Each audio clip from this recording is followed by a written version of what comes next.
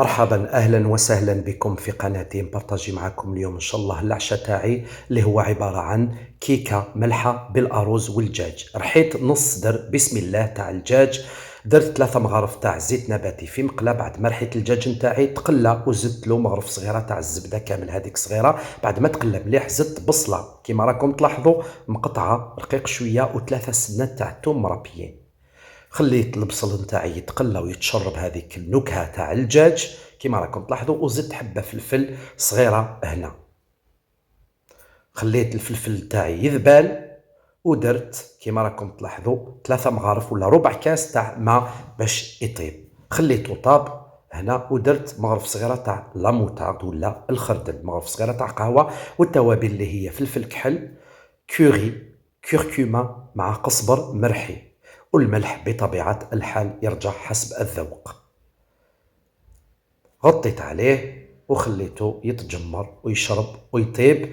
بعد ما طاب كامل درت عليه، طفيت النار هنا في هذه المرحلة ودرت حبة فلفل صغيرة حارة شوية مقطعة رقيق وحفنة تاع معدنوس. حطيته جانبا. كنت طيبت واحد 400 غرام تاع الروز، ما يعادل 2 كيسان معمرين تاع 220 ملل تاع الروز بالماء والملح، ودرت له شويه كركم وشويه كركمه. كركم ولا كركمه كيف كيف، بلوتو شويه تاع الكوري.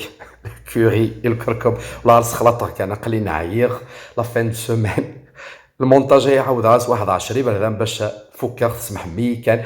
هذاك الروز درت له مغرف تاع الزبده، عندي المولا شارنيير هذا اللي درت له البابي كويسون لداخل، ودرت شويه زبده دهنته. ندير طبقه تاع الروز هنا من العيير فرص عيير سهيرو عيل غاثي ملالين غيازيتينا البولينير تي ملالين كنت عيل غازيتينا سهير.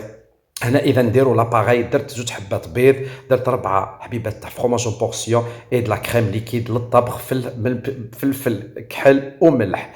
هنا نورمالمون ندير 3 بيضات لهذاك البولي قبل ما نديرو كطبقه.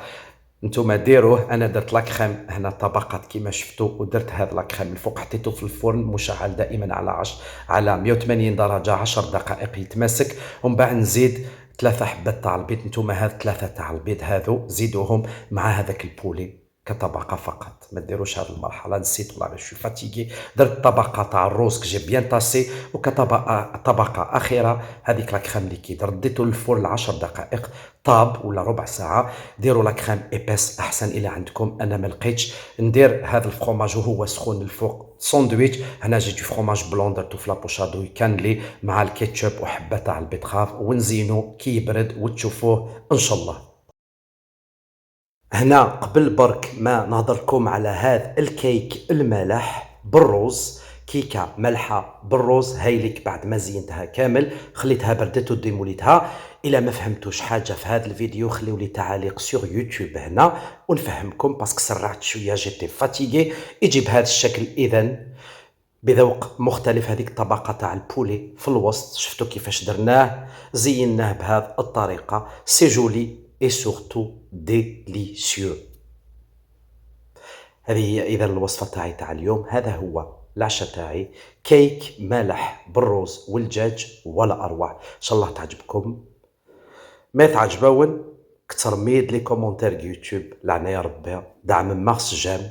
تهلاو في روحكم، شهية طيبة والى اللقاء.